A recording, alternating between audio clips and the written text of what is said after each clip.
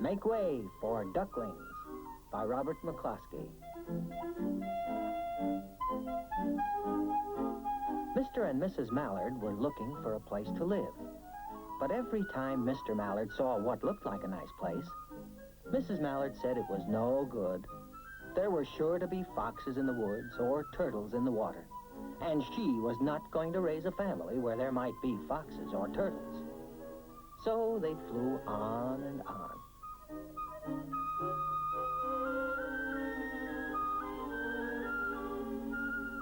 When they got to Boston, they felt too tired to fly any further. There was a nice pond in the public garden with a little island on it. The very place to spend the night, quacked Mr. Mallard. So down they flapped. Next morning, they fished for their breakfast in the mud at the bottom of the pond. But they didn't find much.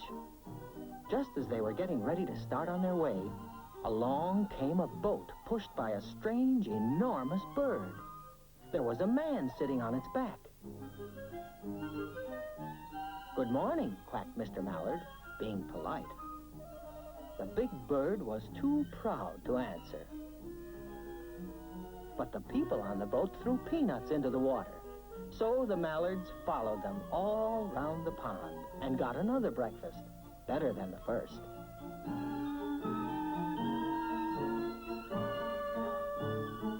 As they climbed out on the bank and waddled along, Mrs. Mallard said, "I like this place. Why don't we build a nest and raise our ducklings right in this pond? There are no foxes and no turtles, and the people feed us peanuts. What could be better?" "Good," said Mr. Mallard, delighted that at last Mrs. Mallard had found a place that suited her. But... "Look out," squawked Mrs. Mallard. "You'll get run over." And when she got her breath, she added, "This is no place for babies, with all those horrid things rushing about. We'll have to look somewhere else." So they flew over Beacon Hill and round the State House, but there was no place there. They looked in Louisburg Square, but there was no water to swim in. Then they flew over the Charles River.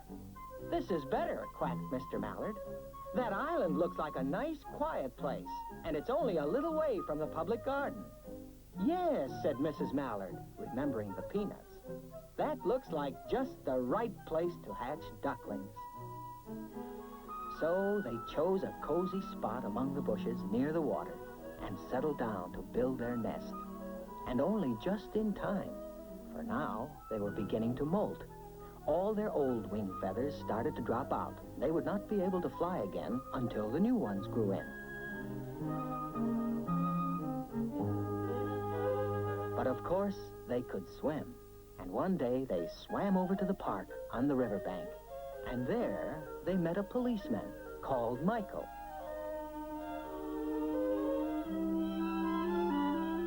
Michael fed them peanuts. And after that, the Mallards called on Michael every day. After Mrs. Mallard had laid her eggs in the nest, she couldn't go to visit Michael anymore because she had to sit on the eggs to keep them warm. She moved off the nest only to get a drink of water, or to have her lunch, or to count the eggs and make sure they were all there. 1, 2, 3, 4, 5, 6, 7, 8. One day, the ducklings hatched out.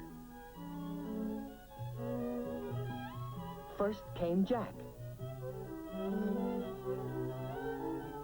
then Cack, then Lack, then Mack and Knack,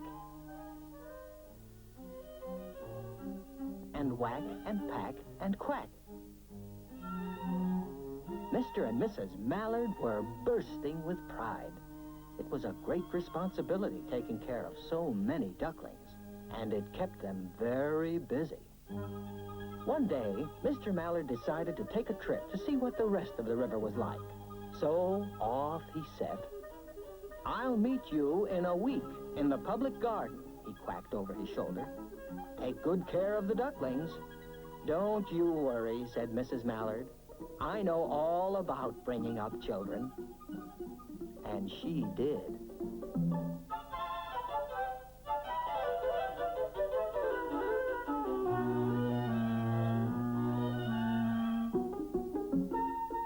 She taught them how to swim.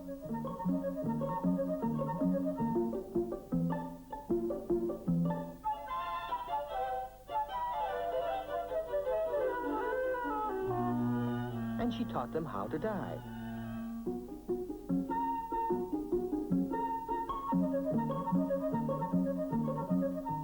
She taught them to walk in a line, to come when they were called, and to keep a safe distance from bikes and scooters and other things with wheels. When at last she felt perfectly satisfied with them, she said one morning, "Come along, children, follow me." Before you could wink an eyelash, they fell into line just as they'd been taught. First Jack, then Cack, then Lack, then Mack, Knack, Whack, Pack, and Quack. And they swam to the opposite bank.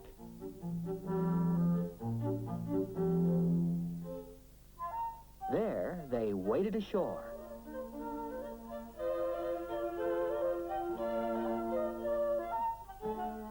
And they waddled along till they came to the highway. Mrs. Mallard stepped out to cross the road. Honk, honk, went the horns on the speeding cars. Quack, went Mrs. Mallard. And the cars kept speeding by and honking, and Mrs. Mallard and the ducklings kept right on quack, quack, quacking. They made such a noise that Michael came running, waving his arms and blowing his whistle. He planted himself in the center of the road, raised one hand to stop the traffic, and then beckoned with the other, the way policemen do, for Mrs. Mallard to cross over.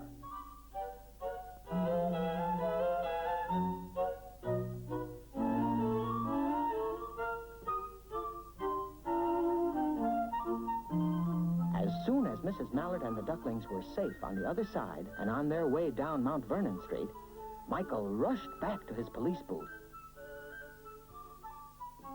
He called Clancy at headquarters and said, "There's a family of ducks walking down the street." Clancy said, "Family of what?" "Ducks," yelled Michael. "Send a police car, quick." Meanwhile, Mrs. Mallard had reached the corner bookshop and turned into Charles Street, with Jack, Cat, Lack, Mack, Knack, Whack, Pack, and Quack all marching in line behind her. Everyone stared.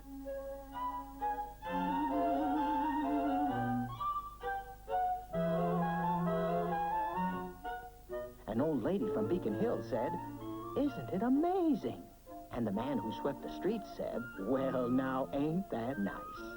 And when Mrs. Mallard heard them, she was so proud, she tipped her nose in the air and walked along with an extra swing in her waddle.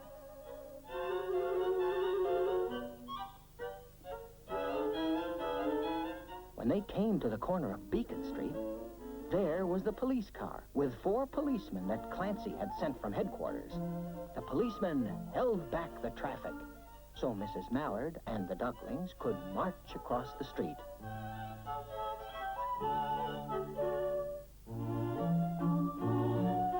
And they marched right on into the public garden.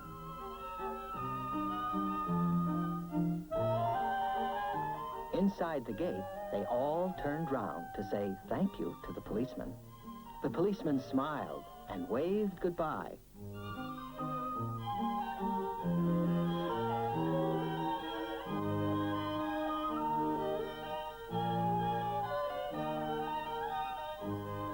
When they reached the pond and swam across the little island, there was Mr. Mallard waiting for them, just as he had promised.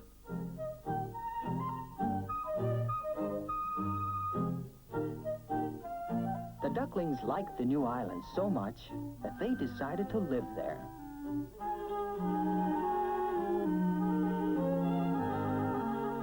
All day long, they follow the swan boats and eat peanuts.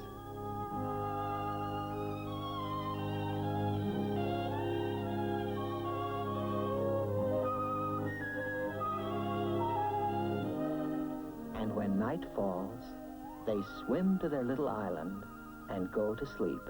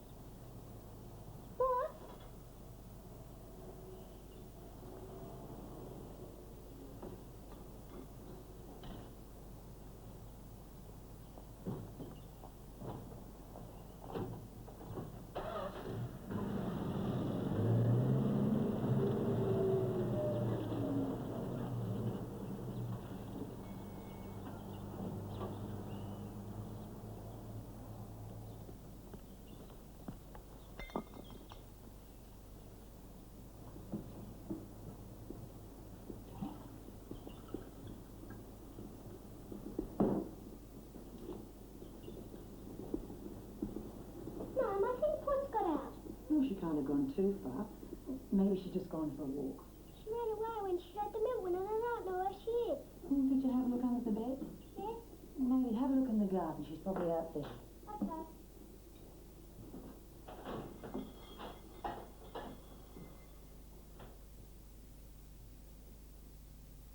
Pause.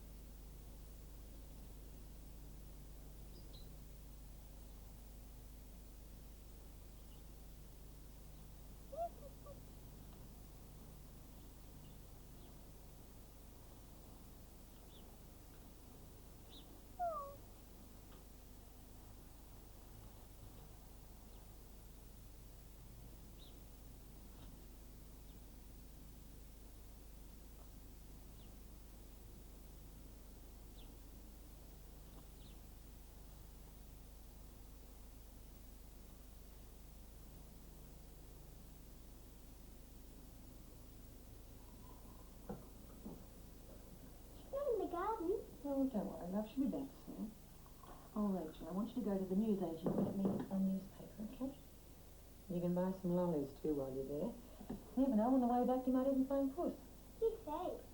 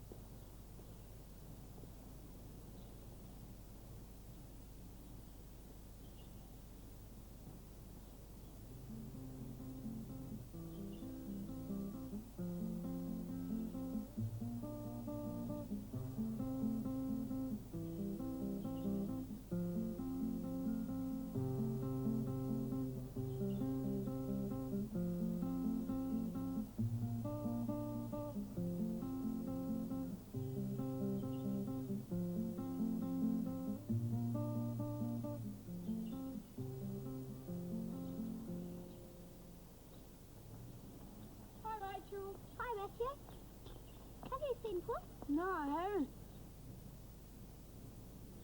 I just off to get Mum a birthday present. Oh, walk up to the bus stop with you. What are you going to get for Mum?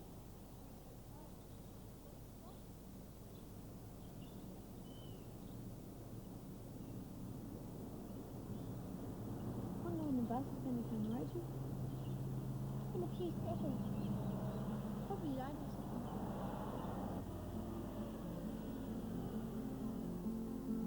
One day I lost my pussy, so I climbed up an oak tree to look around and see where he could be. I looked across the rooftop, I looked on every fence. He wasn't in a garden or underneath a tree, but my street.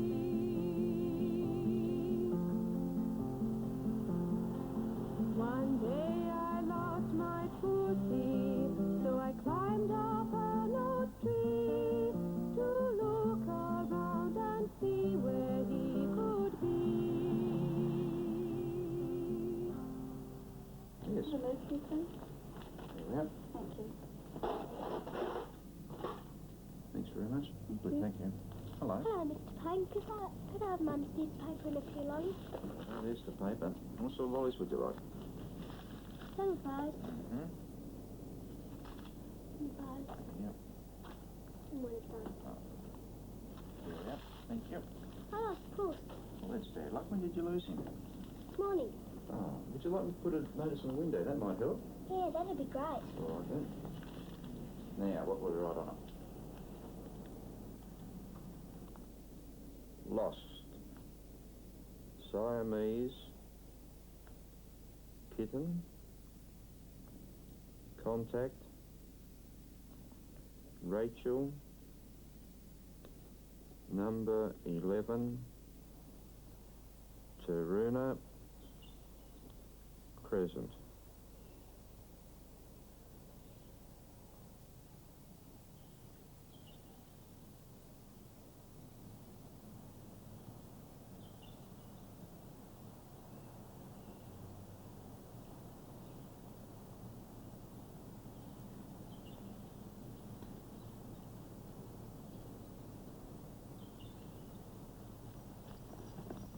Hey, Posty. Yes? Haven't seen my kitten, Posty. No, dear. I've got a letter here. Thanks for the letter. Mum! Mum!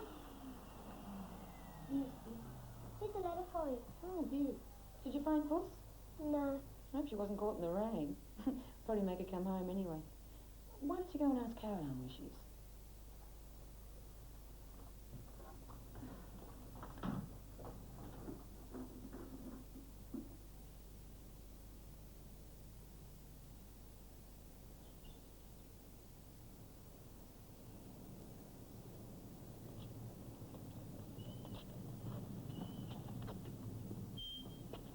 Have you seen Puss?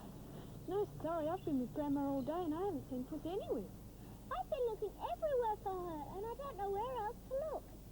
Why not ask him?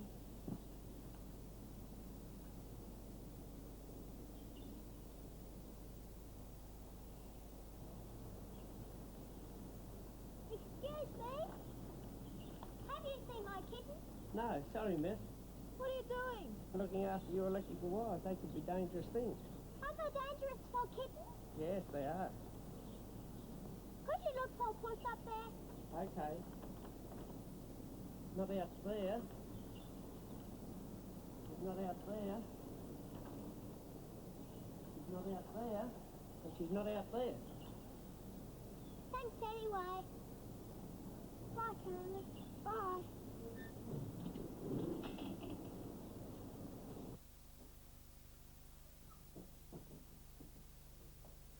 Hey, guess what? There's a surprise visitor waiting for you. Who is it? Oh, why don't you go in the bedroom and find out? Not Puss. Yes, go on. Gee, great.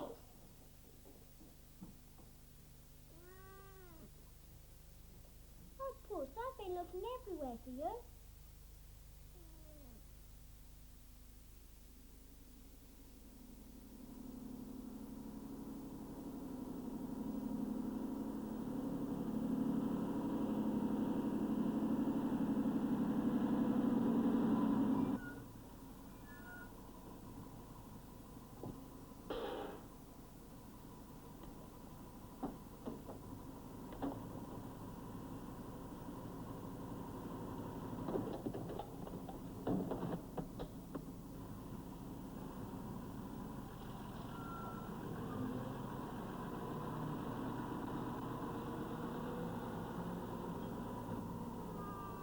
Don't worry, Puss, you'll get your tongue straight.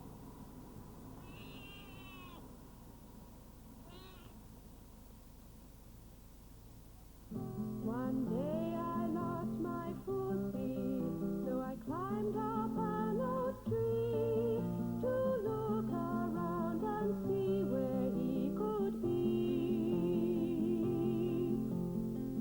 I looked across the rooftop, I looked on every fence. He wasn't in a garden or underneath a tree of my street. I looked along the footpath, I looked along the road. I think I'd better find him soon and bring him right back home to my street.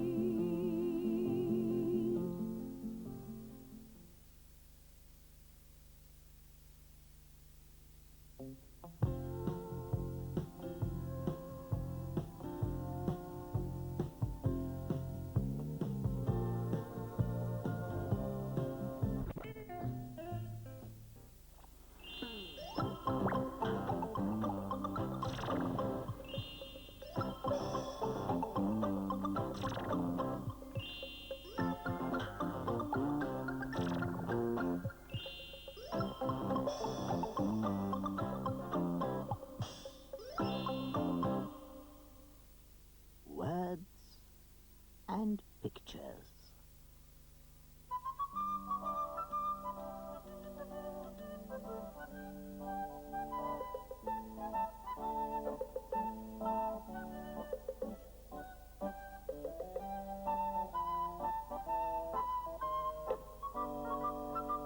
Sure, what books do you want to look at? One's over there. Hello. Welcome to Words and Pictures. Words and pictures. That's what we call our bookshop. There are books for you to look at, And poems and stories for you to listen to. and songs for you to sing.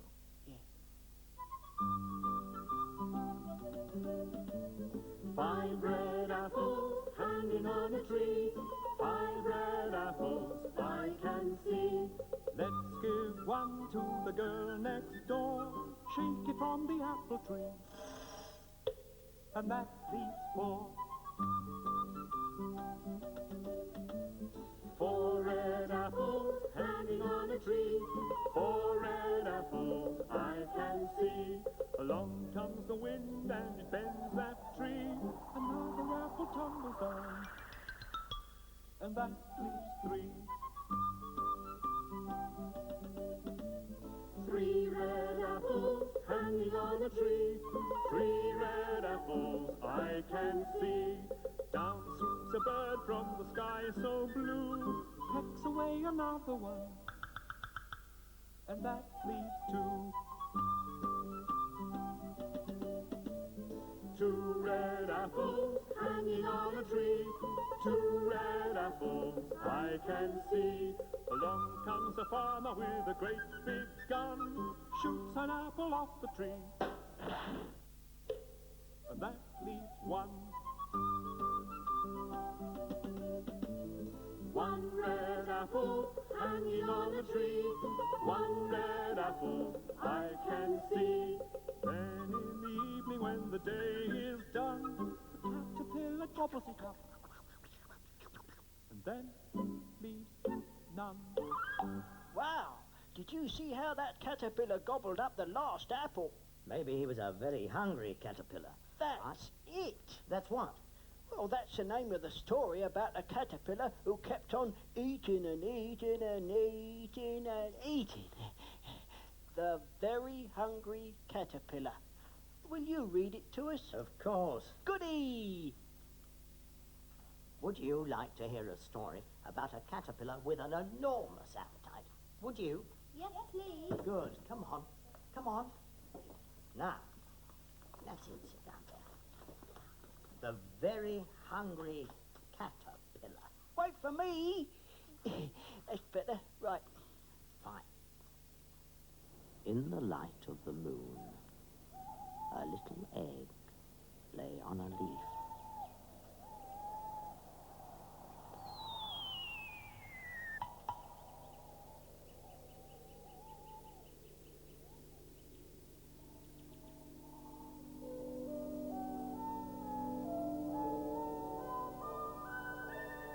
One Sunday morning, the warm sun came up and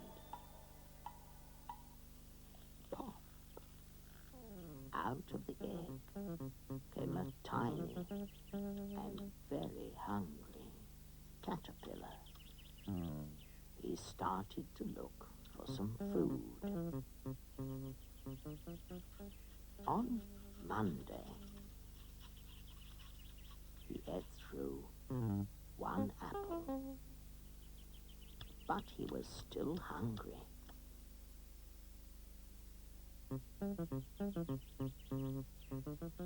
On Tuesday, he ate through 2 pears,